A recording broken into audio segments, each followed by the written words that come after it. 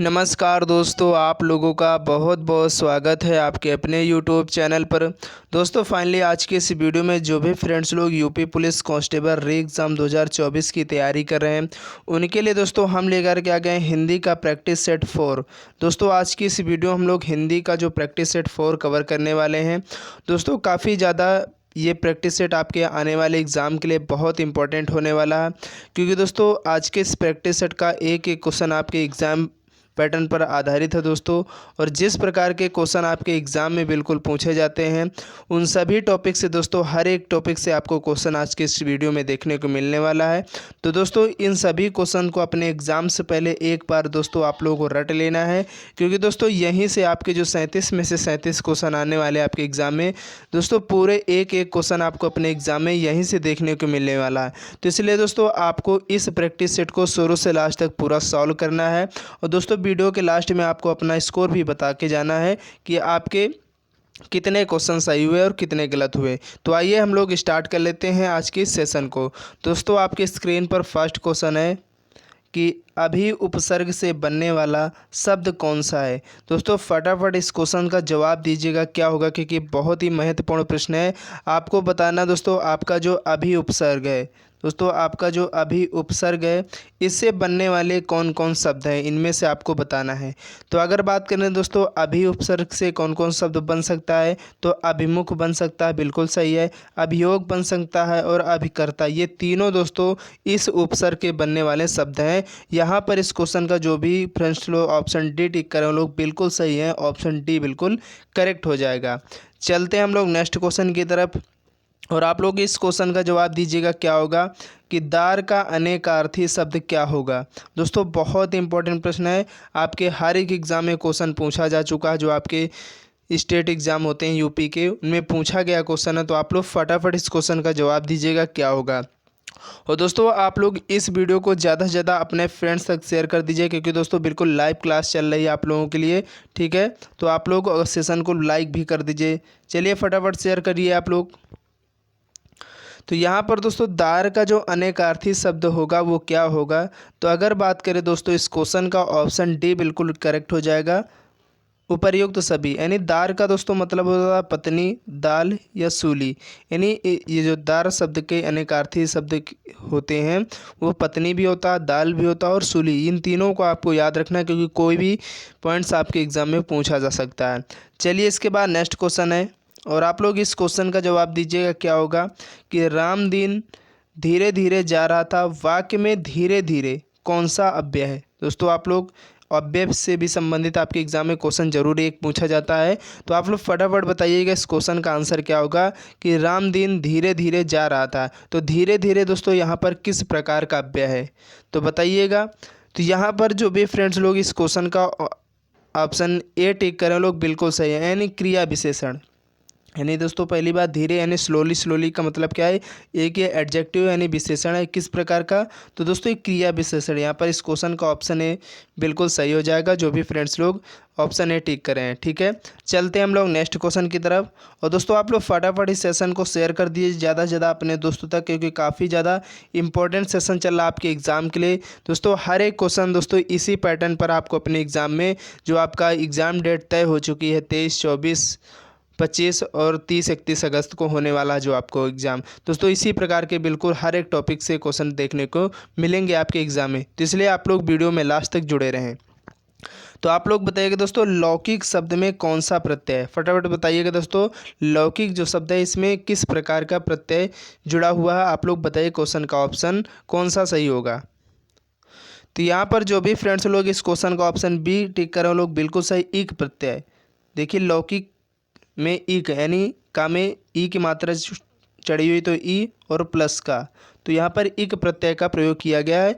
तो वो लोग सही हैं जो लोग इसका ऑप्शन बी टिक कर रहे हैं, ठीक है।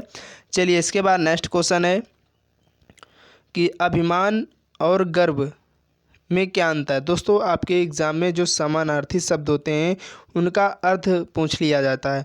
तो यहाँ पर अभिमान और गर्व दो शब्द दिए गए हैं। तो यहाँ पर अभिमान का जबकि मतलब आपको बता दिया है कि अभिमान का आशय होता है घमंड होता है। क्या होता है अभिमान का दोस्तों जो अर्थ होता है वो घमंड होता है, अपने को वास्तविकता से अधिक समझना वहीं गर्व का अर्थ है।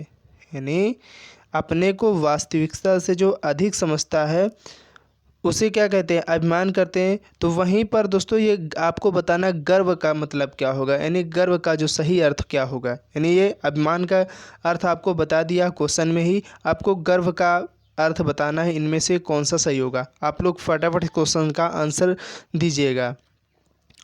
तो यहाँ पर अगर बात करें दोस्तों, गर्व का मतलब होता है रूप, वैभव, ज्ञानादि से उत्पन्न चेष्टा का भाव। यानी दोस्तों आप जैसे किसी आपके अंदर बहुत ज्ञान है, उसकी वजह से जो आपके अंदर उत्पन्न भाव होता है वो दोस्तों एक प्रकार का गर्व होता है। जब आप किसी चीज़ में सक्सेस पा जाते हो तो वो गर्व कहलाता है। तो यहाँ पर इस क्वेश्चन का ऑप्शन ए बिल्कुल सही हो जाएगा, जो भी फ्रेंड्स लोग दे रहे हैं। ठीक है, चलिए इसके बाद नेक्स्ट क्वेश्चन है, और आप लोग इस मुहावरे का आंसर दीजिएगा क्या होगा, क्योंकि बहुत इंपॉर्टेंट है। क्वेश्चन पूछा गया आपके एग्जाम में कि अत्यंत प्रिय होना अर्थ का सही मुहावरा कौन सा इनमें से। फटाफट दोस्तों आप लोग क्वेश्चन का जवाब दीजिए, क्योंकि बहुत ही महत्वपूर्ण प्रश्न है, तो आप लोग ज़रूर बताइएगा। तो यहाँ पर जो भी फ्रेंड्स लोग इस क्वेश्चन का ऑप्शन सी दे रहे हैं वो लोग बिल्कुल सही। आँख का तारा होना, दोस्तों आँख का तारा होना एक मुहावरा है, तो इसका सही अर्थ क्या होगा, अत्यंत प्रिय होना, किसी का अत्यंत प्रिय होना इसका मतलब होगा। तो इस क्वेश्चन का ऑप्शन सी बिल्कुल सही हो जाएगा, जो भी फ्रेंड्स लोग दे रहे हैं। चलिए इसके बाद नेक्स्ट क्वेश्चन है कि कुदाली से खोदता है, इस वाक्य में प्रयुक्त कारक कौन सा। दोस्तों कारक से भी संबंधित आपके एग्जाम में एक क्वेश्चन ज़रूर पूछा जाएगा, तो आप लोग बता दीजिएगा इस क्वेश्चन का आंसर क्या होगा। फटाफट कमेंट बॉक्स में बताइएगा कि कुदाली से खोदता है, इस वाक्य में कौन सा कारक प्रयुक्त किया गया है। आप लोग जवाब दीजिएगा क्या होगा।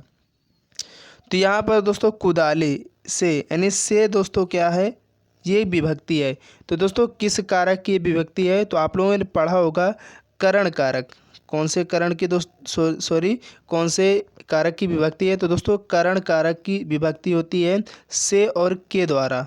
दो विभक्ति होती हैं से और के द्वारा, तो इन्हीं से पता चलता है, विभक्ति से ही पता चलता है तो ये इसमें कौन सा जो कारक है वो प्रयुक्त किया गया। तो अब आप बता सकते हैं इस क्वेश्चन का ऑप्शन ए बिल्कुल सही हो जाएगा। चलिए इसके बाद अगला क्वेश्चन है, और आप लोग इस क्वेश्चन का जवाब फटाफट दीजिएगा, क्योंकि ऐसा क्वेश्चन भी आपके एग्ज़ाम में अभी 17-18 फरवरी को जो हुआ था उसमें भी पूछा गया था कि अलमारी किस प्रकार का शब्द है। तो दोस्तों आप लोग जवाब दीजिएगा क्या होगा। अगर आपके दोस्तों तैयारी अच्छी चल रही तो आप लोग ज़रूर बता पाओगे, अगर आप अभी पढ़ाई कर रहे हैं। ठीक है, तो आप लोग डट जाइएगा दोस्तों, अब ज़्यादा दिन बचे नहीं हुए, आपके बस 20 ही दिन मानिएगा अब आपके एग्ज़ाम से, क्योंकि आज 1 अगस्त है। ठीक है, तो आप लोग बता दो इस क्वेश्चन का आंसर क्या होगा। फटाफट कमेंट बॉक्स में बताइएगा कि अलमारी किस प्रकार का शब्द है। तो दोस्तों आपको याद रखना अलमारी जो है आपका एक विदेशी शब्द है। किस प्रकार का शब्द है, जो भी फ्रेंड्स लोग इस क्वेश्चन का ऑप्शन बी दे रहे लोग बिल्कुल सही हैं। ठीक है, चलिए नेक्स्ट क्वेश्चन है कि करपट का तद्भव रूप कौन सा है। बताइएगा दोस्तों आप लोग कि करपट जो शब्द है इसका तद्भव रूप क्या होगा। तो यहाँ पर जो भी फ्रेंड्स लोग इस क्वेश्चन का ऑप्शन ए दे रहे हैं लोग बहुत ही शानदार, यानी कपड़ा। करपट का दोस्तों जो तद्भव रूप होता है वो कपड़ा होता है। यानी इस क्वेश्चन का ऑप्शन ए देने वाले जो स्टूडेंट्स हैं वो लोग बहुत अच्छे और बहुत शानदार, यानी वो लोग उनकी तैयारी जो है अच्छी चल रही तभी दे पा रहे हैं। और जो लोग नहीं दे पा रहे वो लोग ज़रूर अपनी तैयारी पर ध्यान दीजिए, क्योंकि अब आपके पास ज़्यादा टाइम नहीं बचा हुआ। नेक्स्ट क्वेश्चन, और आप लोग इस क्वेश्चन का जवाब दीजिए कि इंद्र का पर्यायवाची शब्द कौन नहीं है। फटाफट बताइएगा दोस्तों, ऐसा भी क्वेश्चन आता है कि आपके इंद्र का पर्यायवाची शब्द कौन सा नहीं इनमें से। दोस्तों पर्यायवाची से संबंधित आपके 1 से 2 क्वेश्चन 100% आएंगे ही, तो आप लोगों को याद रखना। आप लोग फटाफट बताइएगा क्वेश्चन का आंसर क्या होगा। तो यहाँ पर जो भी फ्रेंड्स लोग इस क्वेश्चन का ऑप्शन ए दे रहे हैं लोग बिल्कुल सही, अलकापति। दोस्तों अलकापति जो है इंद्र का पर्यायवाची शब्द नहीं है। अगर बात करें दोस्तों सुरपति, मधवा, सुरेंद्र, महेश, ये सभी दोस्तों किसके पर्यायवाची शब्द हैं, तो इंद्र के पर्यायवाची शब्द। आप लोग इनको नोट कर लीजिएगा और आपको याद भी रखना है। ठीक है, चलिए इसके बाद अगला क्वेश्चन है कि बघेली बोली का संबंध किस उपभाषा से है। दोस्तों ये हिंदी साहित्य से रिलेटेड क्वेश्चन है। एक क्वेश्चन यहाँ से भी आता है आपके एग्जाम में कि जो बघेली बोली है इसका संबंध किस उपभाषा से। फटाफट बताइएगा क्वेश्चन का आंसर क्या होगा।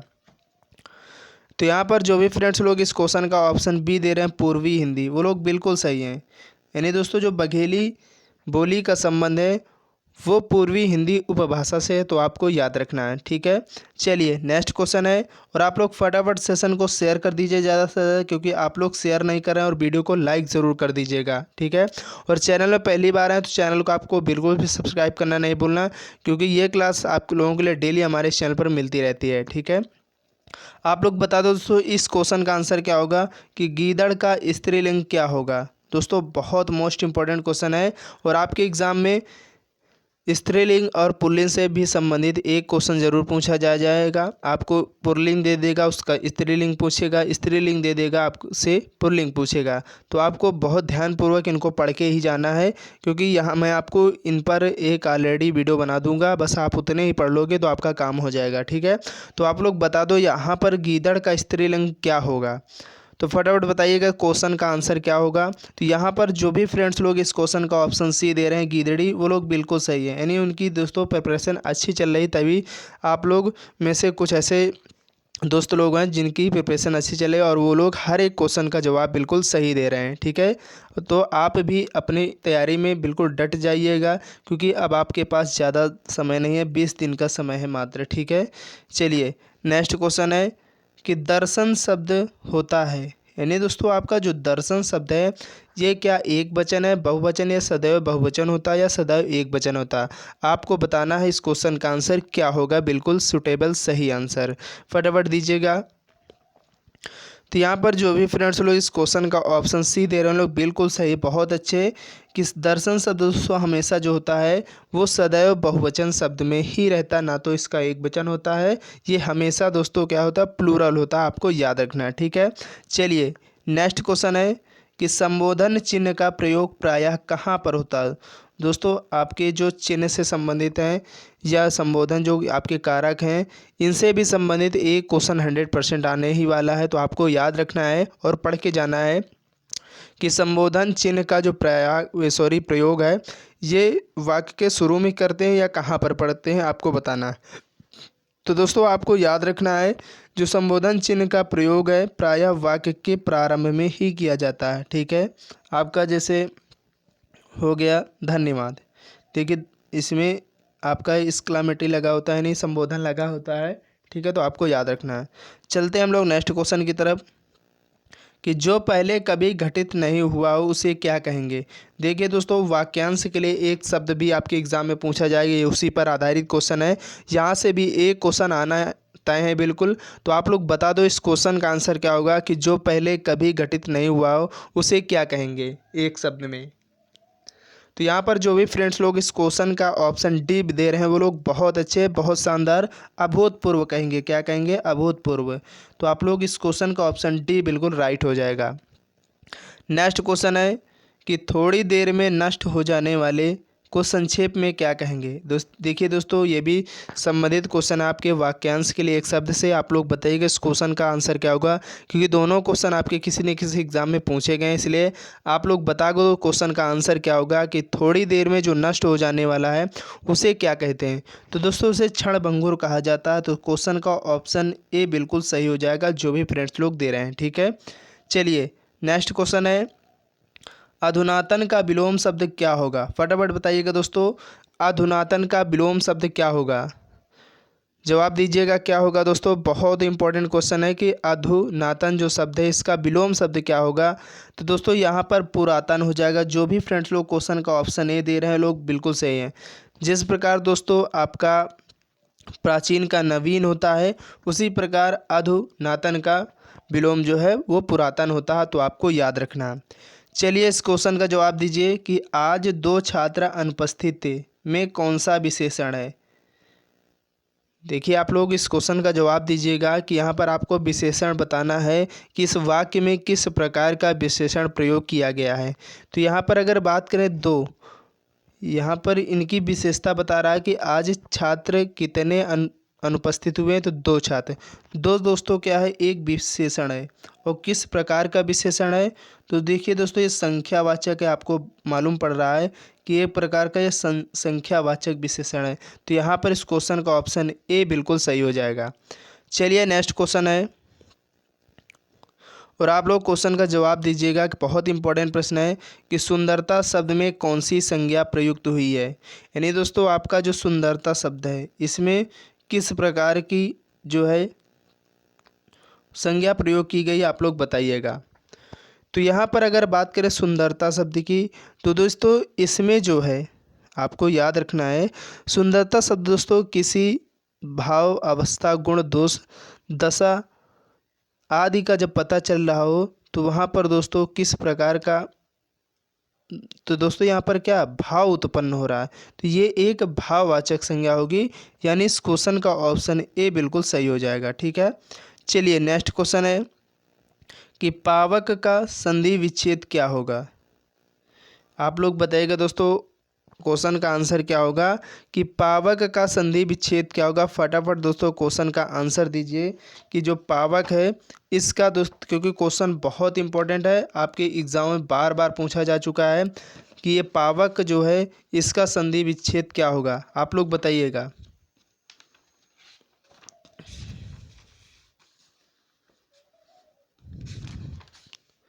तो दोस्तों यहाँ पर जो भी फ्रेंड्स लोग इस क्वेश्चन का ऑप्शन सी टिक कर रहे हैं लोग बिल्कुल सही हैं, पौधन अक।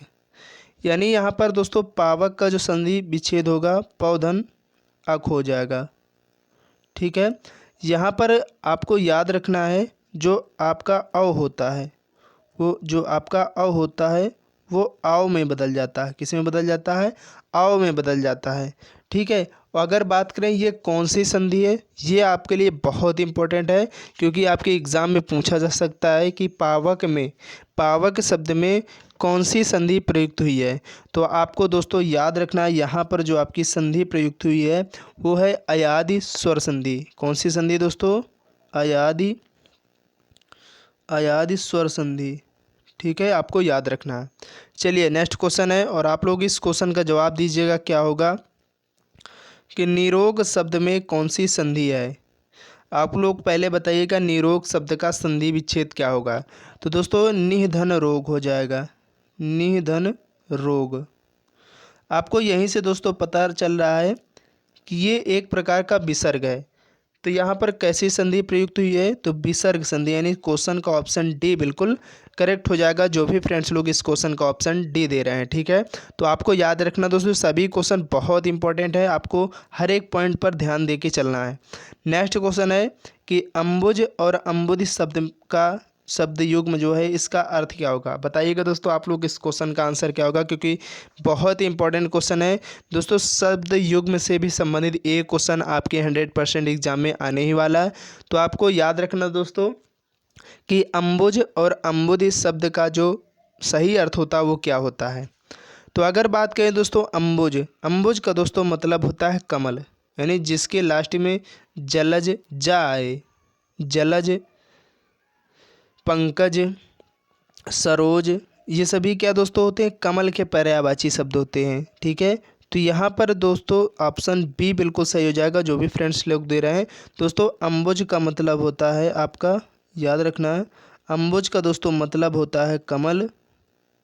और अगर बात करें यहाँ पर आपकी अम्बुदी, जिसके लास्ट में दोस्तों धा आता है, उसका मतलब होता है समुद्र यानी सागर।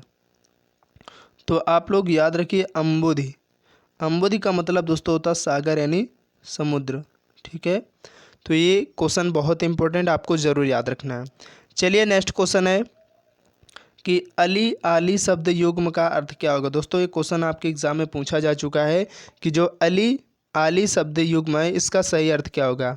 तो अगर बात करें दोस्तों अली का मतलब दोस्तों होता है आपका भौरा। क्या होता है दोस्तों? ये अली का मतलब है। ठीक है, अली का मतलब दोस्तों क्या होता है? भौरा। तो आपको याद रखना है। अगर बात करें दोस्तों आली का मतलब क्या होता है? आली, तो बड़ी आली का मतलब दोस्तों होता है सखी। ठीक है, क्या होता है दोस्तों? सखी। तो आपको याद रखना है। ठीक है, तो क्वेश्चन का ऑप्शन ए बिल्कुल सही हो जाएगा। नेक्स्ट क्वेश्चन है और आप लोग फटाफट क्वेश्चन का आंसर दीजिए, बहुत इंपॉर्टेंट है। कमल नयन पद में कौन सा समास है। देखिए क्वेश्चन बहुत इंपॉर्टेंट है, फटाफट क्वेश्चन का आंसर दीजिए क्या होगा। कमल नयन पद में कौन सा समास है। तो यहाँ पर जो भी फ्रेंड्स लोग इस क्वेश्चन का ऑप्शन बी दे रहे हो लोग बिल्कुल सही, बहुब्रीहि समास। अगर बात करें कमल नयन, दोस्तों कमल नयन है, इसका कमल नयन का मतलब क्या होता है? तो दोस्तों कमल के समान, यानी कमल के समान है जिसके नयन, यानी दोस्तों कमल के समान जिसके नयन है अर्थात श्री कृष्ण जी। तो दोस्तों जब आपको बहुब्रीहि समास जब पहचानना हो दोस्तों, जब इसमें क्या होता है, बहुब्रीहि समास में कोई भी पद प्रधान नहीं होता है, ये दोनों पद मिलकर, यानी दोस्तों यहाँ पर कमल और नयन, कमल और नयन ये दोनों पद मिल करके एक तीसरे पद की ओर संकेत करते हैं, वहाँ पर दोस्तों बहुब्रीहि समास होता है। तो आपको याद रखना क्वेश्चन का ऑप्शन बी देने वाले वो लोग बिल्कुल सही हैं, उनकी तैयारी में दम है दोस्तों, क्योंकि आप लोग हर एक क्वेश्चन का बहुत सटीक आंसर दे रहे हो। उम्मीद है दोस्तों आपको ज़रूर अपने एग्ज़ाम में सफलता मिलने वाली है। बस इसी तरह आपको आपके जो बचे हुए 20 दिन हैं इनमें बिल्कुल डट के लगे रहना है। आप यकीन मानना दोस्तों, वर्दी अपने कंधों पर सजा के रखोगे। नेक्स्ट क्वेश्चन है दोस्तों, और आज की इस वीडियो का लास्ट क्वेश्चन है 25 कि वा का उच्चारण स्थान क्या होगा? आप लोग बता दो क्वेश्चन का आंसर क्या होगा, क्योंकि बहुत बार क्वेश्चन आपके चाहे यूपी पेट हो या यूपी लेखपाल सभी में पूछा जा चुका है कि वा का उच्चारण स्थान क्या है। तो दोस्तों आप लोगों ने पढ़ा होगा जो वर्णमाला वाला चैप्टर है कि जो वा का उच्चारण स्थान होता है वो दंतोष्ठ, यानी दांत और ओष्ठ, दंत प्लस ओष्ठ से मिलकर इसका उच्चारण होता है। ये बात आपको याद रखना, क्वेश्चन का ऑप्शन सी बिल्कुल करेक्ट हो जाएगा। उम्मीद है दोस्तों आप लोग ज़रूर बताइएगा अपना स्कोर कि 25 में से आपके कितने सही और कितने गलत हुए हैं, और आपकी जो गलतियां आप उनको सुधारिएगा, क्योंकि अभी आपके पास 20 दिन का टाइम है आपके ओपन एग्ज़ाम की गलतियों को सुधारने का। इसके बाद आपको कभी जीवन में मौका नहीं मिलेगा। और आप लोग ज़रूर अपना स्कोर कमेंट बॉक्स में बताइएगा। अगर वीडियो में आपको सेशन पसंद आया तो सेशन को लाइक कर देना। सेशन का हर एक क्वेश्चन आपको पसंद आया तो ज़रूर आपको बताना आपका हमारा कंटेंट कैसा रहा, और ज़्यादा से ज़्यादा अपने दोस्तों तक इस वीडियो को शेयर कर देना, क्योंकि काफ़ी इंपॉर्टेंट प्रैक्टिस सेट है आपके बिल्कुल एग्ज़ाम पैटर्न पर आधारित क्वेश्चन। इसी प्रकार के दोस्तों आपके एग्ज़ाम में जो आपका एग्ज़ाम होने वाला है 23, 24, 25 और 30, 31 अगस्त को, उनमें इसी प्रकार के क्वेश्चन बिल्कुल देखने को मिलने वाले हैं। अपने एग्ज़ाम से पहले दोस्तों इस प्रैक्टिस सेट को ज़रूर सॉल्व कर लेना, क्योंकि आपको यहीं से पता चल जाएगा कि हमारी तैयारी कैसी है और कैसे क्वेश्चन आपके आने वाले हैं। तो चलते हैं नेक्स्ट वीडियो के लिए, तब तक के लिए जय हिंद जय भारत।